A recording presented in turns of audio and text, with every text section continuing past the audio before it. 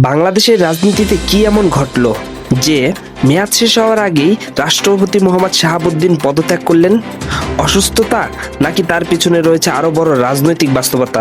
আজকের ভিডিওতে জানবো পুরো ঘটনাক্রম। রাষ্ট্রপতি মোহাম্মদ শাহাবুদ্দিন 24শে জুলাই 2026 তারিখে পদত্যাগ ঘোষণা দেন।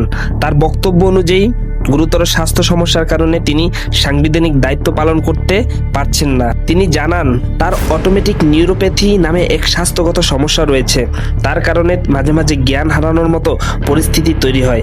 তবে পদত্যাগের সময়টি রাজনৈতিকভাবে অত্যন্ত গুরুত্বপূর্ণ হওয়ায় বিভিন্ন সংবাদ মাধ্যমে রাজনৈতিক চাপ ও ক্ষমতার সমীকরণ নিয়েও আলোচনা হয়েছে।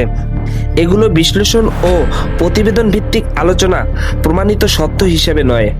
সাংবিধানিক অনুযায়ী নতুন রাষ্ট্রপতি নির্বাচিত না হওয়া পর্যন্ত জাতীয় সংসদের স্পিকার ভারপ্রাপ্ত রাষ্ট্রপতি দায়িত্ব পালন করবে। এরপরও প্রশ্ন থেকে যায়, নতুন রাষ্ট্রপতি কি হতে পারেন? এই পরিবর্তন বাংলাদেশের রাজনীতিতে কি প্রভাব পড়বে? আগামী দিনের ক্ষমতার ভারসাম্য কি বদলাবে? আপনার মতে এটি কি শুধু স্বাস্থ্যগত কারণে সিদ্ধান্ত নেওয়া, নাকি এর পিছনে রয়েছে বড় কোনো রাজনৈতিক প্রেক্ষাপট? আপনার মতামতটি অবশ্যই কমেন্ট করে জানান।